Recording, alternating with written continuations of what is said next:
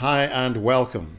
This week I talked to the author and editor Heather Parry about her first non-fiction work, Electric Dreams, on sex robots and the failed promises of capitalism. I hope you enjoy this as much as I did. Heather Parry, welcome to the show. Thank you for joining me. It's a pleasure to be here. So recently I went to a bookshop and said probably the strangest thing that anyone has ever said to the staff there, which was, "Do you have any books on sex robots?"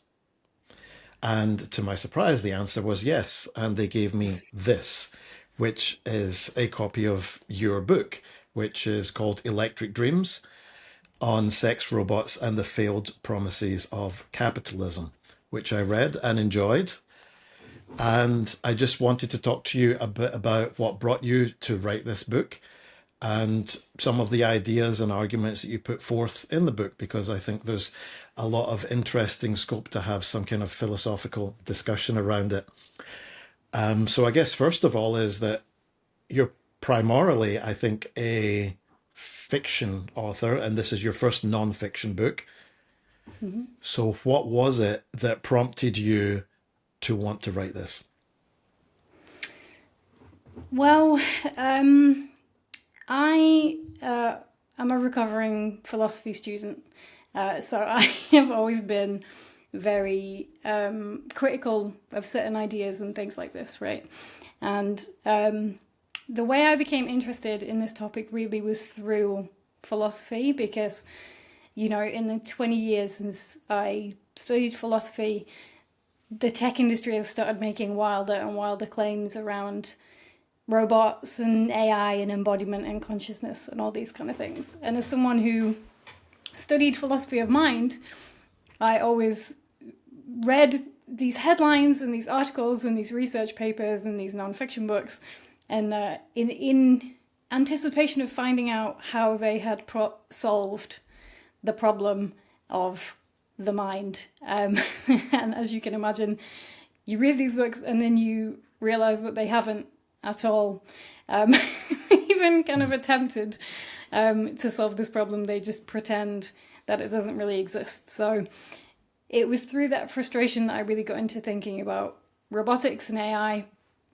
And I was reading this book. I've dug out my copy of the book. It's called Love and Sex with Robots by David Levy. And as you can see, I had a lot of thoughts at the time. Wow. I read this on the plane on the way back from Paris, and I think people must have thought I was insane. And they got my notes get increasingly more manic as the book goes on as well. And this book basically claims that you can, by 2050, we'll be like marrying and fucking robots that look indistinguishable from humans. And it was just insane to me that it was so well reviewed in places like Wired and The New Scientist and The Telegraph and the Wall Street Journal.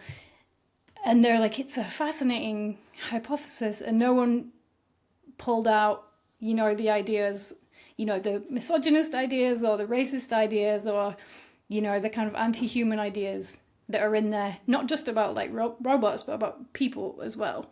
And I kind of just became obsessed with this. I mean, you think you were strange for going in and asking for books about sex robots. I think I must have read everything available about it, to the extent that it would be the first thing people would bring up with me because they knew we were going to end up talking about it anyway. Yeah, and it's curious that you mentioned misogyny, because that's actually one of the reasons I was looking for a book on sex robots. It just seemed to me that it was really crazy that people were fantasizing about having some kind of relationship or partner which could be pre-programmed to do what they want it to do and have to answer the way they want it to answer and behave the way it wants to behave. And that seemed to me to come down to things about control and misogyny and maybe even colonialism. So that was what brought me to wanting to look for that kind of book. So what would you have said in your reading of the original text, which I haven't done? were these main themes of misogyny that were running through it that were setting alarm bells ringing for you? I mean, what you said there, I think is a key thing for me, right? Because that this idea of what good sex is to me completely anathema to what actual good sex is. Like the, you know, controlling someone who doesn't want to be controlled. There's another word for that. That word is rape. And, this is so much of this book relies on the idea that the best thing you can have is a person who is made exactly to your desires. And again, I don't think that's what a good human connection is. But I mean, on the actual like kind of misogyny front, it's a long time since I've read the book because it annoys me so much. But there's this idea that women having free will is like a problem for men. And, the implication is the other way as well. Like, he doesn't really talk about queerness in this book. It really is kind of heterosexual sex. But the implication surely is that if it's a problem for women, for men, that women have free will, it's then a problem for women that men have free will, because the problem is you can't make someone do exactly what you want them to do. And within that, there are it's just such a maddening premise for everyone to be taking as just completely as read to me. And as you said, there's a huge kind of colonial element to it as well, right? Like, I think it's Mark Fisher who has a concept called like unpeople, which is a class of people that we create for our own purposes and to be controlled by us, right? The underclass. And that's what, to me, he was essentially talking about creating. But it wasn't, in some ways, I think I don't care what this guy thinks, because he might be like have some limited influence. To me, what was more interesting is what this kind of book says about us as a society, right? Like, not whether or not he's right or wrong, because it's just an insane thing to say. It isn't rooted in anything real, isn't rooted in a proper understanding of people. It's why we are so obsessed with this idea of sex robots as a society that was really interesting to me, and using the concept of the sex robot to like explore different parts of society and why we think certain things and what power is behind exploiting that, really. Yeah, right. So you're thinking it's just a kind of metaphor for a cultural symptom. Yes, yeah, in a way. And I think there are lots of different angles on it. So my book takes like 5 different angles on it basically, and tries to pull out what our obsession with sex robots as a concept says to each of these kind of themes and what it encourages. Yeah, I did see that each chapter had a different theme as I was working through it. So it was something I hope we could talk about today and maybe go through it piece by piece. But I guess the logical start point for me is to say, okay, so one of the things that you mentioned at the beginning was this idea that by 2050, we will have this. Why do you think that there is obsession about that? Because I've also read the same date in another book that I read called Superintelligence by Nick Bostrom. And he also talks about artificial general intelligence. And 2050 seems to be this date that everybody has in mind. And yet, what I understand from your own talking to roboticists, I think that's the term for people working in robotics, right? Is that Yeah. this can't happen. And our ideas of where robots are right now, we're really getting them from science fiction and, maybe newspapers and magazines, as you've said, but it's not grounded in reality. And I myself went to a panel discussion where one of the panel members was Amica. And this is supposed to be the world's most advanced humanoid robot. But most of the evening was spent trying to get Amica to work because she actually runs on ChatGPT. So therefore, if the Wi-Fi signal wasn't good, the humanoid robot stopped working. And it Yeah. was just crazy to me that people would think that this kind of thing would be able to interact with us in any meaningful way.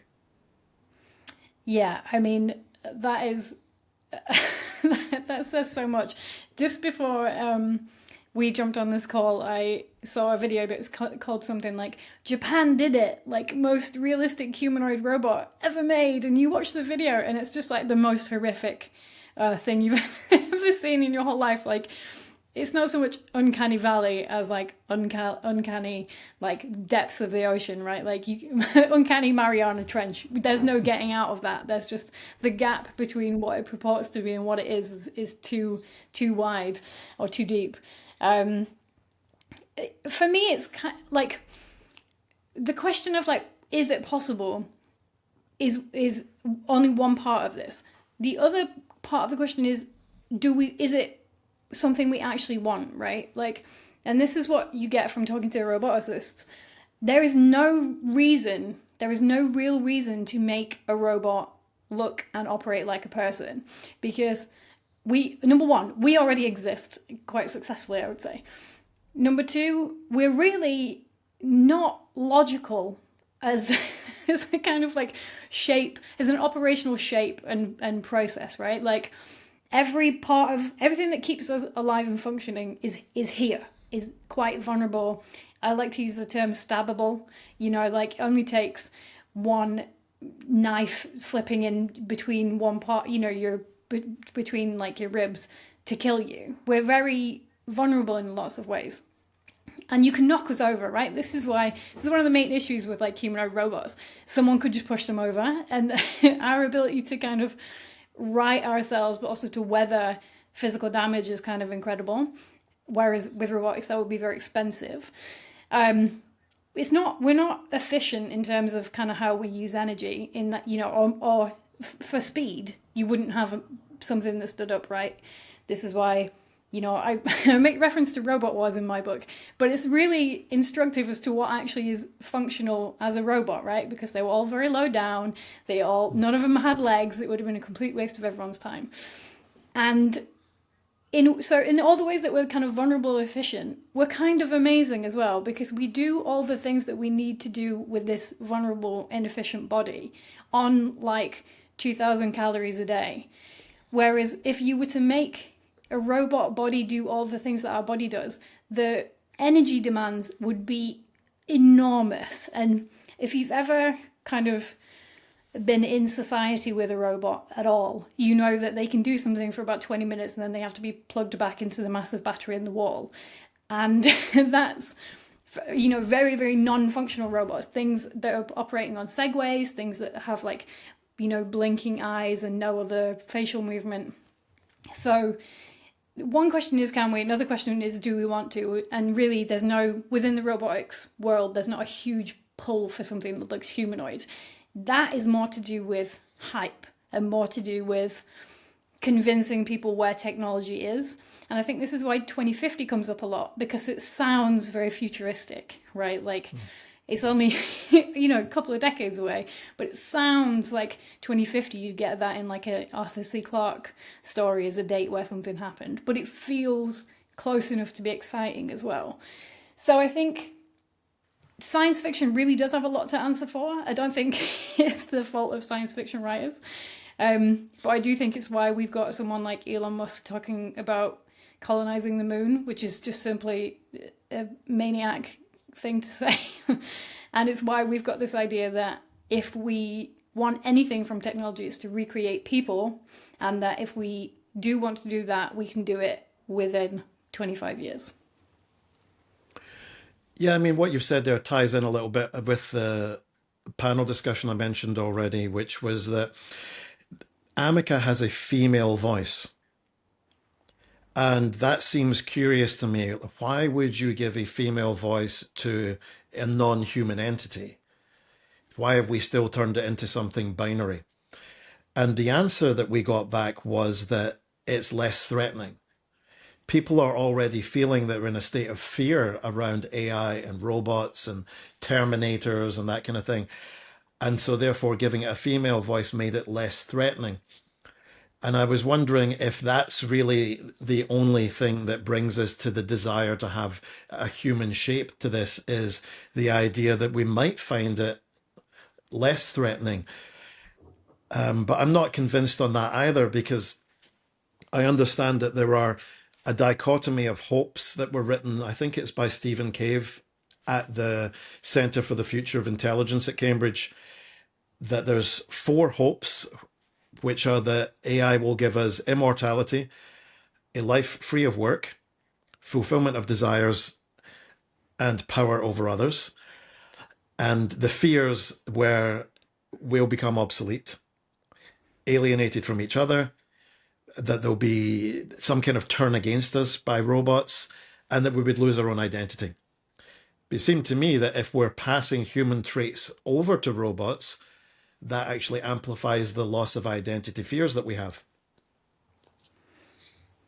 Yeah, and the the four supposed pros there, I don't even really agree with this No, being I don't positive. understand how controlling another person would be a pro. Yeah, it's just again they're very separated from reality and what most people want, I think. And yet these are people are dictating what the future is going to be supposedly, which scares me. But yeah, I think the female voice is interesting because it's an explicit acknowledgement that for a lot of people men are dangerous, and I don't just mean women, I mean men as well. Men are threatening to a lot of people, so they don't want that. But again, yeah, it's the implication of the possibility of control with the female voice is very damaging, I think.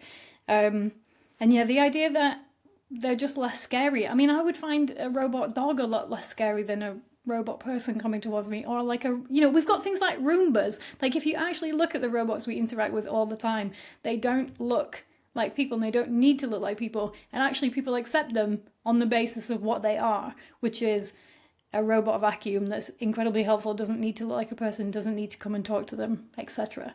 So again, there's a vast difference between what we're being told we want and what we actually like and deal with already. Yeah, it seems curious that the functionality of a robot would, as you said, be probably disenhanced by looking like a human. So Mm-hmm. there must be something about this that we really want to replicate, and it seems to me it might just be coming from science fiction. I know that things like Star Trek have driven technological advances in the future. If you think about the flip communicator that they had, then we had the flip mobile phone and things like that. So maybe it's just a case that people that are technologists now were, science fiction fans when they were kids, and they're trying to replicate what they saw. But without any of the ethical considerations, because to defend Star Trek for a minute, they had some of their some of their best episodes were about ethical considerations of robots, right? Like the making of a man is an episode all about whether data has personhood and what makes a person and what makes consciousness. So I think if that is the driver, then they've left out like a massive part of that influence, maybe. Right, but don't forget that data was fully functional and programmed in multiple modes of pleasure, as Tasha Yar True. will tell us. I'd forgotten about that. Yeah. But again, that brings us to the question to say, do you think that people are really obsessed about this conversation around consciousness because we are coming across images of AI and that looks human? And if it just looked like some kind of functional blob, we wouldn't be trying to assign consciousness values to it.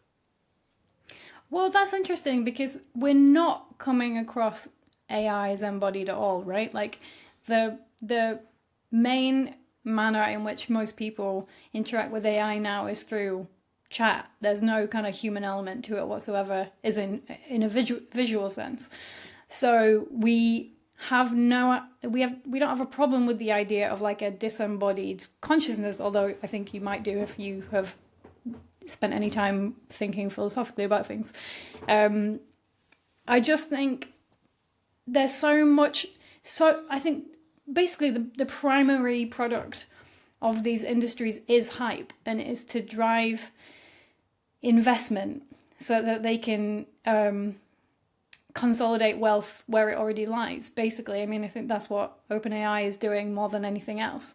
I think these robotics, if you think of the people who like produce robots, they're basically sex dolls, right? Like, especially the kind of, obviously not all robots are sex dolls. What I'm trying to say is the most humanoid things that are sold to us as like on the brink of being like humanoid companions are silicon sex dolls with like a very basic robotic head and an app personality, like an AI pre-programmed personality.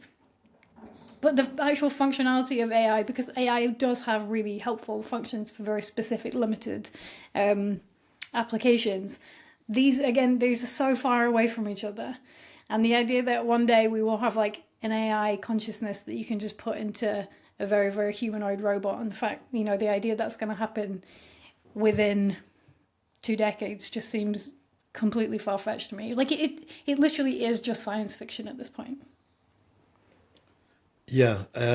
So, I mean, it's an interesting thing saying about assigning values to an AI because it's a disembodied kind of consciousness. But I guess the thing with ChatGPT is because it's communicating with us in ways that have to be human so that we can understand what it's saying. Mm. I think that people are still assigning that value to it because it's like having a conversation with a person, and that's the way it's been programmed. But I'm also curious about the difference between assigning it consciousness and assigning it sentience. Because I never hear people talk about AI sentience, but I hear about AI consciousness all the time. And I'm wondering Mm. about what the difference between those would be, and if we could have a conscious AI without having a sentient AI. Yeah, I mean, it's very interesting that like you use the phrase "what it's saying," right? Which is an embodied. That's a recognition of an embodied experience for most people. When we speak, it is through a body. We say something, whereas the AI isn't doing that. But we're so caught up in using this language. I think no one talks about AI sentience because then it begs the question of a body and whether something can be conscious without a body, and where feeling is supposed to live and how it is supposed to interact with the world in the way that our consciousness might. And I think, number one, I think sentience is a really philosophy term. I think most people don't really use the term sentient a lot, whereas people use the term consciousness all the time. But I think we say consciousness because we say intelligence, and we say intelligence because a computer programmer slash researcher decided it would be more helpful as a term to use to get funding back in the 50s rather than automaton studies, which is I think what it was before. So all of the language that we use is stemming from someone's attempt to get more research funding, which I think is very telling as well. Right. And also just from how natural language claims work, right? I think there's so many things where, as philosophers, that when we talk, we try to be very, very precise with language. But when we try to transfer that to our day-to-day lives, it doesn't work that way. And when you try to make it work that way, then you actually run out of friends incredibly fast. So it We seems that become in really natural tedious. language, there's a confusion here for people. Yeah, and I think consciousness is a really interesting one because most people do not try to pin down what it means, right? Like they just experience it as like, well, I have consciousness and I believe that you have consciousness. That's kind of, it's a very operational language, isn't it? It's a very operational concept out of necessity. We are so tied into our own consciousnesses that we simply have to accept that other people have them. Otherwise, again, you would be, that's solipsism, right? You would be completely non-functional in society. It would be very much, I keep bringing up the movie They Live, the John Carpenter movie with Mhm. Rowdy Roddy Piper in. I keep bringing this up so much I lately, came here but to you kind chew of, bubblegum and kick ass. exactly. I love that movie. But you would end up kind of like Rowdy Roddy Piper in that, like, paranoid, desperate to like see what was under everyone's skin. And it's not a functional way to live in the world. So I think people, in a way, AI is really interesting because I always think about the Turing test, right? Which is the test, obviously, you know what it is, and your audience will as well. A Turing test is not actually a test of consciousness, it's a test of human credulity, right? The test for whether or not it passes the Turing test is whether or not a human it can be tricked into believing that there's a person on the other side of that chat. Right. It's It's like the not whether or Chinese not room the problem, right? exactly. It's all about outputs. It's not actually about internal processes or qualia or anything like this. And again, in some ways that is just a reflection of how people consider consciousness. You kind of just have to go with outputs. But that's not actually enough for a kind of working concept of it. And especially the thing I always come back to in trying to kind of speak to like regular normal humans as opposed to people who study philosophy is like we simply don't know how consciousness works. We do not. No one has ever solved this problem of why humans have self-reflexive consciousness. So why do you think that they've been able to do it, right? Like why do we think that you can just technology this problem and solve it? And I think that's a really interesting framing to the question because it puts the ball in their court. You know what I mean? It puts the ball in the court of the technologists rather than the people to explain it. Right, but I still think ultimately there's something to me that's unsettling about saying something else can't have consciousness. You know, you mentioned philosophy of mind earlier on. We've got multi-realizability. And it seems to me that it would be incredibly anthropocentric to say, well, I'm not going to believe that AI can develop consciousness because, you know, there's something phenomenological perhaps right now for an AI being itself. And we're Mm. trying to reduce this phenomenology into some kind of objective terms that we can talk about and we can discuss. But it seems that at the same time, then we would be denying an AI its own phenomenal experience. Did you say, did you use being in itself or being for itself then? Well, in itself, I think that there must be some experience that the AI is having that we can't access on the grounds that we are biological entities. But do you not think that's begging the question a little bit? Because, you know, we bring these things into being, right? Like this is why they are beings in themselves rather than beings for themselves. That, you know, apologies because I am for my sins an existentialist through and through. So I think this is a really key question, right? Like we are, if you will go with like the Star Train analogy, like thrown into the world and we have to encounter ourselves and then we have to kind of build our own essence kind of thing. That is the opposite of what an AI does. An AI, if again, I hate using this language because I think it presupposes a consciousness on its side, which I don't want to do. But we are creating these things, these entities, whatever they are, and we're creating them for a purpose. So just why, what reason is there to believe in it having a consciousness? To me, it's crazy to like. To me, it's just always analogous to like putting like a bit of creating a puppet and then creating something to move the puppet and then standing back and saying, "Oh my God, look, it's alive!" Like it doesn't make any sense to me. We know why it exists. We know why it's doing what it does, and it's because we've created it to do that. So there's no real reason to even invest in an idea of it having consciousness. Do you understand? I think we're coming from slightly different angles, but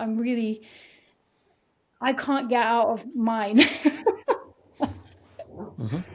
Well, that's good. I mean, one must be able to defend one's position, right? I guess for me is that I just look at these things and I say that I think that any measures that we've got that we're trying to apply to them, if we're trying to measure some kind of outputs, as you were saying, is just reductionist. It's not Mm. taking anything into account from, sorry to use the term when I'm referring to an AI, but first person, right? And perhaps there is something that's a phenomenal experience that that entity is having, even though we built it. If we come back and we'll go back to Star Trek, The Next Generation, and we'll talk about the exocomps, which were these small robotics creatures that I think Data or Geordi had built, right, to fix some kind of circuitry. And Mm-hmm. then they started to exhibit certain behaviors that indicated that they may be aware of what's going on. Mm-hmm. And I guess this On comes Mac back too, to, right? again, the Chinese room problem. If Mm-hmm. something is presenting to us that it's aware of what's going on, does it mean that it is aware, or is it simulating that behavior? And this leads us to a problem, I think, because we don't have any way to truly answer that question. And I think if we're to do a kind of Pascal's wager on this, I think that intuitively I would fall on the side of permitting an AI to have consciousness to make sure that I wasn't denying it any kind of morality or rights in future. I think, that is a good example for my purposes too, because I would say, when Geordie created the little guys, he was creating them for a specific purpose. And the reason that they began to believe that they might have a kind of joint consciousness, or they might be kind of operating as a society, right? And that within that social kind of behavior, there might be what we could call consciousness, either group or individual. It was the behavior, it was them moving towards something that they had not been created for that led them to believe that. And it was the social function of the group and the way they started to act like a community. I would say that that is not applicable to an AI, right? Because it's doing exactly what we've programmed it to do, which is to pretend to be a person. Like essentially, ChatGPT is a word prediction machine. It's being programmed to predict what you want it to say next, which is why if you pull it up on, for instance, giving you like a citation that doesn't exist or telling you something that isn't true, it'll say, well, I'm acting as an expert in this regard. It's just pretending to be things because we've told it to pretend to be things to us. Now, if a group of AIs got together and did something that was socially beneficial or acted in a community sense for the betterment of something, I think that would be a better analogy. And then you might go, oh, well, maybe there's something here that is not just the behavior that we've programmed it to exhibit. But I don't think there's any reason to believe that of them right now. Right. And I think this ties back to, though, in your original comments about the book, that was it Love, Sex and Robots, right? Love and Sex with Robots. Yes, I Right. shouldn't be Is giving them that the publicity, really. yeah, right. But it's the idea that the people out there at certain newspaper outlets and media that are not experts on having the kind of, I guess, elenchus that we just had, they're the ones that are pushing what they think the narrative is or the answer, right? And it comes back this with AI as well, is that the people that are going to be saying these things ultimately are the ones that are perhaps not qualified to answer the question. Yeah, and you have to ask yourself then, as I tried in the book, what is this in service of, right? Like, if roboticists tell you it's not possible, it's a complete waste of time and resources, and we wouldn't want it anyway, and philosophers tell you the question of consciousness. Oops, sorry, that's a very loud car going past me. I wonder if you could hear that. Philosophers are saying the problem of consciousness has not been fixed, not been solved rather, and neuroscientists are telling you that we can't map consciousness onto a physical brain, and brains don't operate like computers. If all these people are approaching the things in which they are expert and they have had decades and lifetimes of training in, who are the people that are saying that we really need to believe in this and that it should be considered conscious and we are going to have these things? It is people who are working in service of their own ideas or their own wealth or a particular type of like fascistic power or a neo-colonial kind of tech project.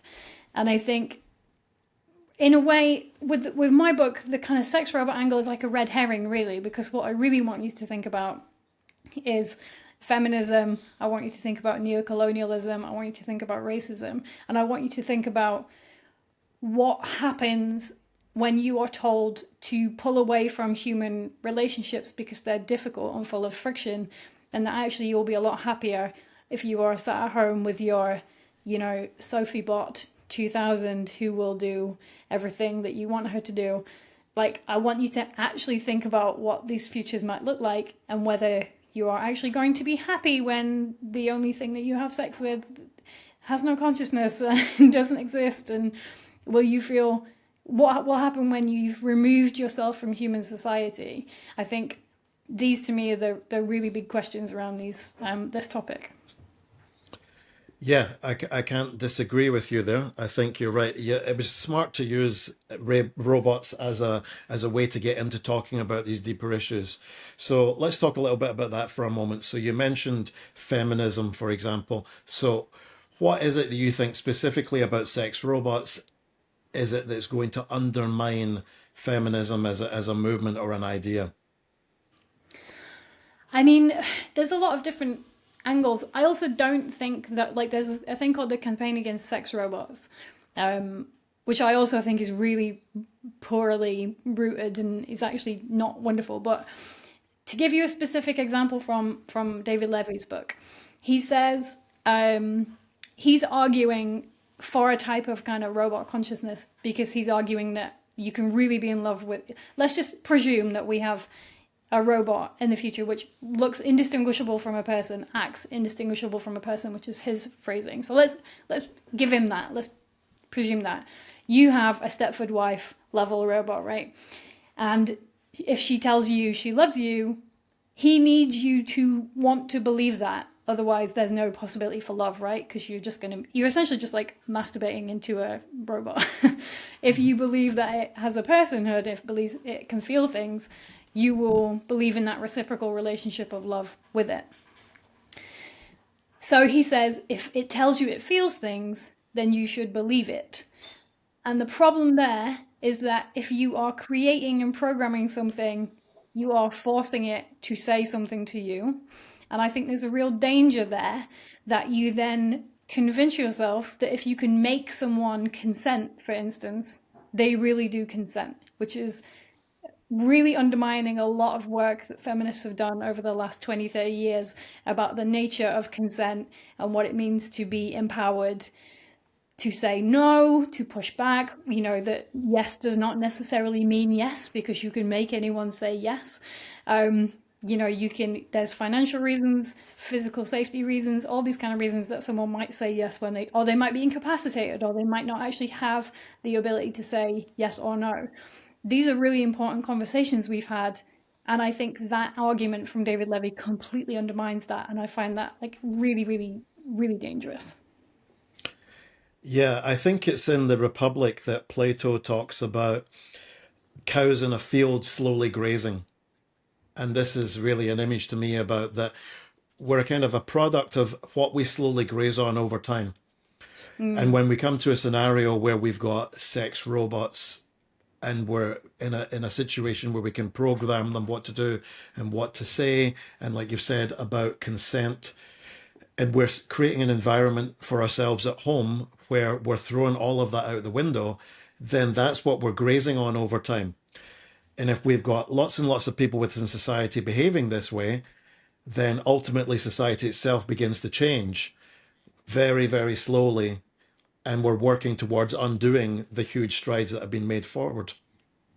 yeah, exactly. I mean, if you get used to having something that looks indistinguishable from a person but has no rights and has no power and has no agency and has no desires of its own, what is that? That will transfer immediately to how you respond to actual people, right? Like, there's a reason that there are legal and social limits to what we will accept the creation of. right? I'm trying to not say some like really triggering things for people, but like if you are like me, have been cursed to spend a lot of time on like sex robot forums or sex doll forums to write this kind of book, you become really aware of the way people test limits. I'm trying to be like thoughtful about the language I use here around like how young and small a sex robot or a sex doll can look that's available for legal purchase within a country. And there are some very, very troubling ways that people get around that.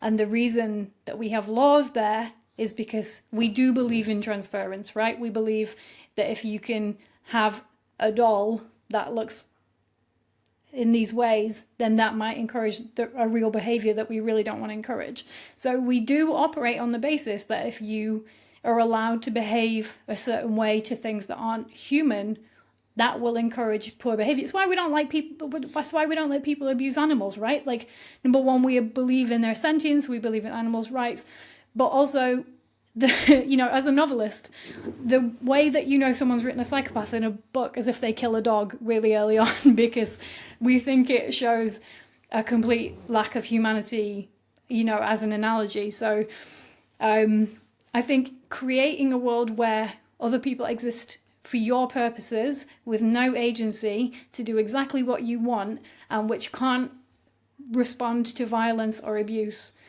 is really dangerous for kind of human cohesion generally.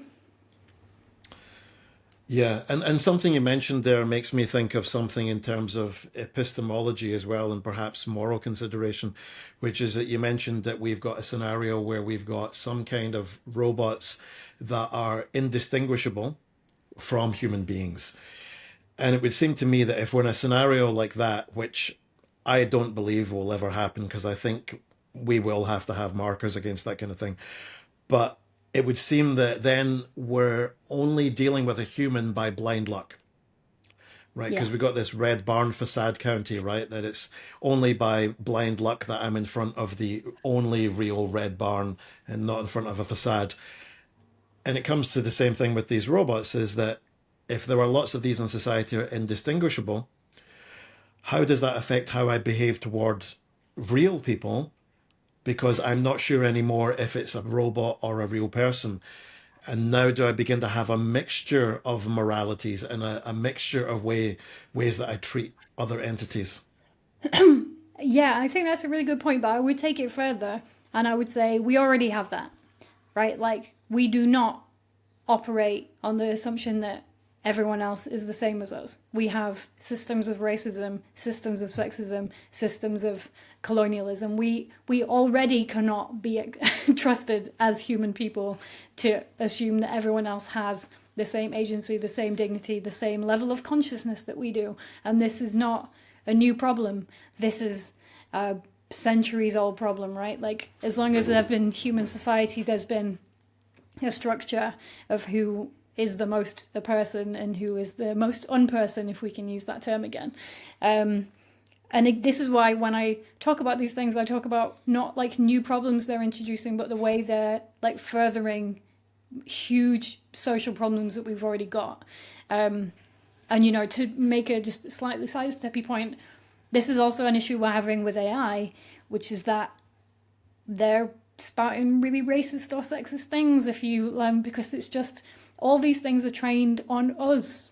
They're made in the model of us. They're trained in human society, and human society is already pretty grim in terms of how we treat other people.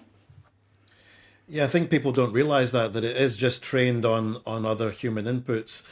And I had someone say to me recently that he's got his AIs answering all his emails.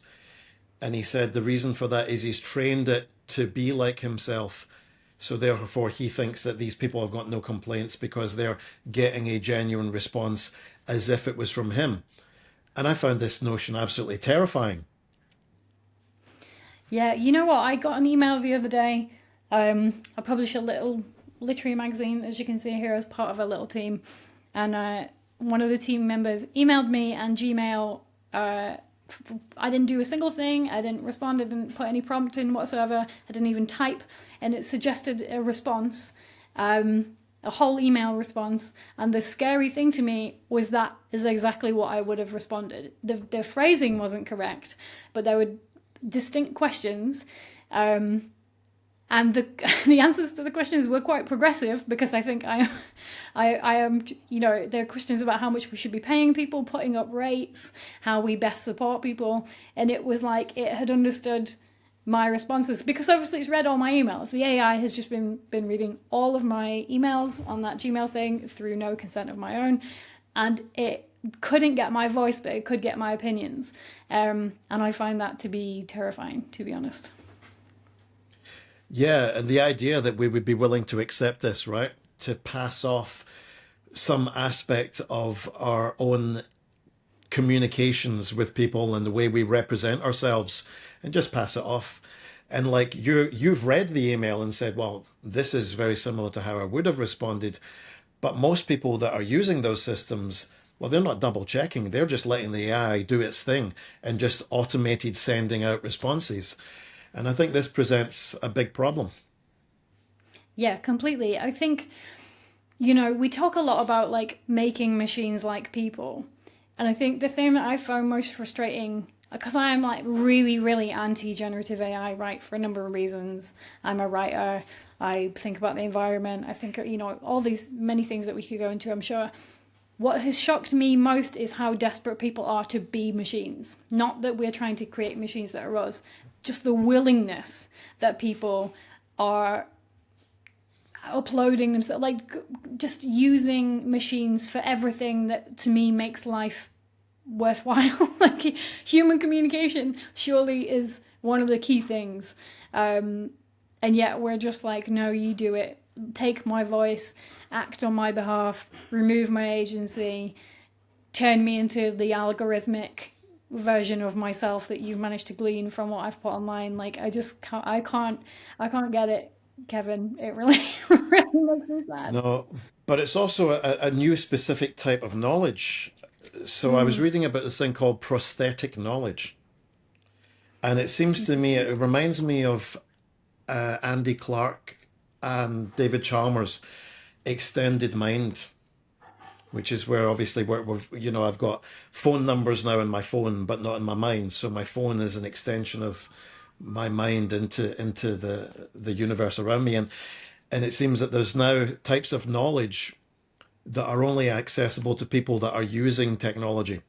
So, for example, if people had a prosthetic hand or a prosthetic foot, they're now able to get a type of knowledge about the world that I'll never have on the grounds that I simply don't have a prosthetic limb. And it seems to me that if we're using AI as well now, that we're creating, as you said, a kind of people are accepting technology.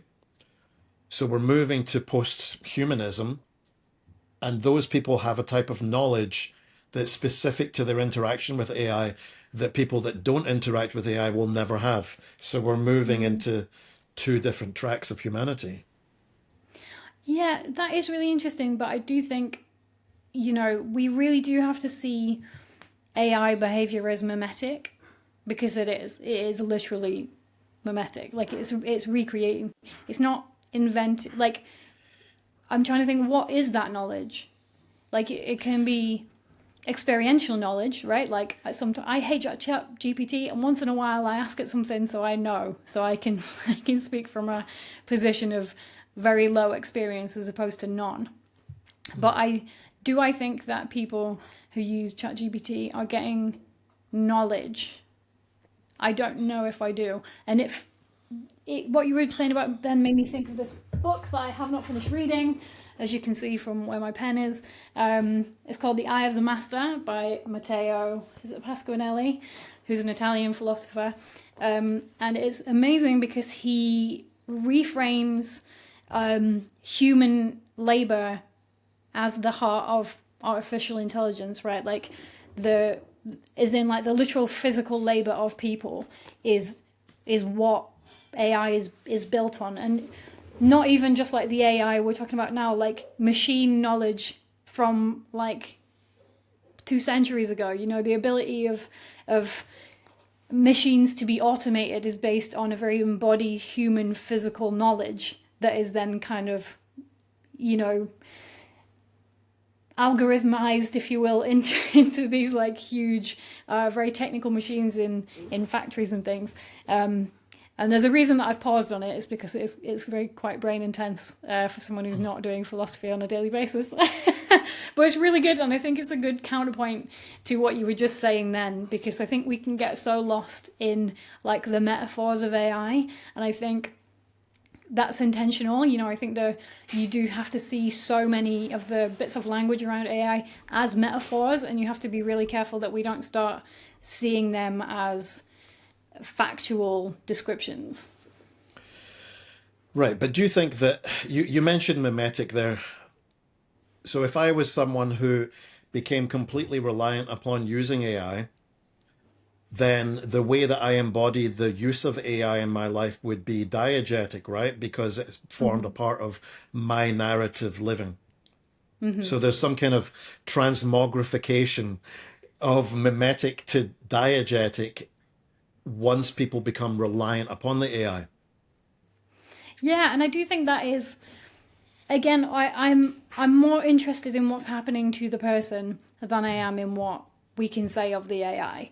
And I think it is really, I think you can see it from a kind of like psychological perspective, which I'll maybe mention in a second. And yeah, the very physical. Like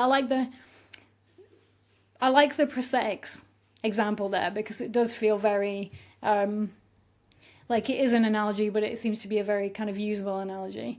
And I, one thing I think of all the time is that I can't read a map because of Google Maps, right? Like I can't.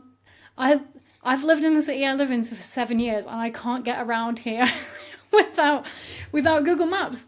I can drive to my gym because I do that probably the most from anything without thinking, and I can just drive there. But so few places in the city can I get to without looking at Google Maps. And that was not always the case. That is something that has happened over the last 10 years. So that has had a very physical effect on my brain, right? Because what has happened there in terms of like physically, in terms of like neuroscience, I've stopped using that connection, those connections. And so they've gone away. This is how we get like degenerative like brain conditions, as we stop using our brains in a particular way. And I think you can extrapolate that out to AI and what AI is going to do physically to people generally. Like, will we be less capable of communicating? Yeah, I think so. Will we be less capable of just like basic cognitive functions? Yes. And in fact, they've already done some studies on this. I think it was out of MIT at the end of last year about like people's capacity to remember something they'd written an essay on, you know, like moments before, if they did it with no help, if they did it with limited AI assistance, and if they let the AI do it for them. And of course, they've got no idea what they've written because they didn't do any of the cognitive work to actually produce it. And I think we should probably be talking about that a bit more as well. But you know what, also, I again, not to be a horrible existentialist, I think this all comes back to the fact that like human freedom is really difficult, and like, you know, human authenticity is a very painful process to go through. You know, if you're a Sartrean like I am, you go through anguish, abandonment, and despair. You realize that you have been flung into the world and you're completely responsible, and everything you choose to do in every single moment has this enormous humanistic weight on it. And that's hard. And I think people are using AI as a way to give that up because they don't want to be responsible. So they give responsibility over to this algorithmic entity, and they sell, you know, they deceive themselves that it is a real consciousness that exists. Yeah, right. It was Kierkegaard, right, who said that there's two types of fear when you stand on a ledge, right? The fear that you'll fall off and the fear that you might Or that you'll actually jump. jump. Yeah. And it's that people are terrified about having some kind of responsibility for their own actions, and they're passing things off. I have a friend in Hong Kong who's a psychologist, and she said that her business is decreased because people are unwilling to do the hard part of therapy, because if they take that to chat gpt, they can get a softer approach that allows them to be extremely avoidant about taking any responsibility for the outcomes of their own therapy. Yeah.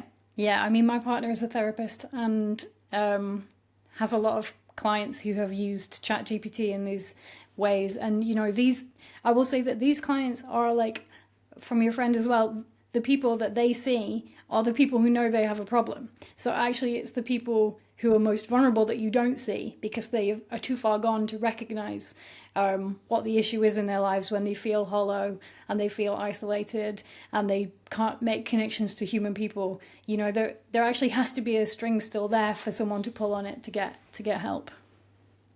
Yeah, and like you said, I wonder about how it's going to affect the actual physiology or neurology of people moving forwards. Because I think we're at a point in time now where education systems are kind of saying, well, AI is something we don't really want people to be using, but if we don't prepare them how to use it in the workplace and in their life, that also places them at a significant disadvantage. And it would seem to me that we're Although, going to have a problem with that, right? Because children, I think their brains are flooded with, it's called BDNF, brain derived neurotropic factor, and that what contribute to neuroplasticity. And if mm, children are not able to utilize that in the right way, then maybe we're going to see like their morphology is changing, their neurology is changing because they're reliant on the answers coming from external and not from internal. I will I will challenge what you said there a little bit, which is that if we don't teach people to use it, they'll be at a disadvantage. That again presupposes an advantage which is rooted in technology claims but is being really countered by like actual research, which is everyone was like, you've got to have AI in your workplace that'll make everyone's lives easier and it'll take a load of the workload off people. Studies aren't saying that. Studies are saying that people are being made to work more, and in fact they do more tedious work because they're fixing the issues that AI has created. And like coding is a great example of this. Like everyone's vibe coding now, as they say, and all the coders lost their jobs and now they're being taken back on at a worse rate, on worse terms, to do tedious work of trying to fix problems that AI has created and doesn't know how to fix. So the idea that like it is a net good, I just really I don't think it's borne out by like the research on the actual effects of AI. Like there are and like I just again, I know I'm like overly negative about it and I do try to challenge myself all the time. But like you think of something in my work, I might sit on Google and try and work something out and find a fact and find, a citation and then go and read a research paper and check that that's correct. If you go to ChatGPT and ask if it's correct, it will not tell you the right answer. So you're losing the skills of doing it all yourself and you're creating more work because it tells you whatever it tells you you have to fact check. And there's two things there. Either you don't fact check it and it's wrong, or you do fact check it and it's not helpful. Neither of these are a net positive. Right. Okay. So, but on those grounds, you would disagree with it in terms of how it behaves now. Mm-hmm. But would you deny that there would be a future potential great use of it?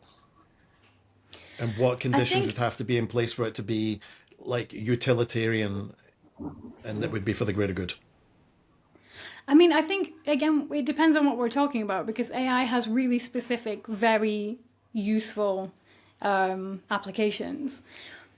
But these aren't the ones that we're engaged in on a daily basis. Like archival work can be really helpful. If you've read Empire of AI by Karen Howe, which is I think every thinking person should read this book, and I think they should read it like 3 times. She talks about the way AI has been put to work in like Mari archiving specifically, which has been like community centered and community. There's been given community consent for it. It's been really really effective. But like generative AI and using it as the everything machine, that is not what we're talking about, and that is the way it's being sold on everyone. And yeah, I think so many of these conversations are rooted in this idea of like, well, do you think it might be possible? And like, it's so hard to say no because it is so hard to predict But what isn't modal going to be possible. considerations are something we do have to think about, right? Yeah, And I guess but the I don't. to me too is it's like to say, well, that's not what we're talking about. But ultimately, I would argue it is, and the reason for that is because the meaning of AI has been totally lost already and has been Mm. traduced across the world in this other way where people are just lumping everything together. So whether or not people see it as an LLM or whether or not it's a surgeon using some kind of artificial intelligence to help to scan for things, general population are just calling it all the same thing. And I Mm. think if we can't have the conversation with it on the grounds that that's the way that people are talking about it, then our ideas never get into the general population because there's that language barrier, right? True, but then I also think it works on the flip side as well, right? So we can talk about the fields in which AI might be really useful, like the medical field, for instance. And if you become a kind of like voice, even with the smallest platform, who's quite critical of this stuff, what you get is loads of people in your Instagram DMs telling you the most horrific stories from their place of work, many of which are medical sayings, which you then have to deal with great care and things like that. But so the public hears AI has really good applications in a medical setting, and what they're suddenly doing is uploading all of their medical records to Grok, which is a thing I saw Elon Musk tweeting about the other day, and getting a second opinion from AI, and then that is actually interfering with the functioning of actual human medicine because they do some crazy shit and then have to go to their doctor, and then they won't listen to what their doctor says because they've listened to Grok. And in doing that, they've also compromised their entire medical data, which is an enormous issue in terms of like what Palantir is doing. This is why I'm trying to root all these conversations in like the powers that are actually controlling these technologies and what they're doing.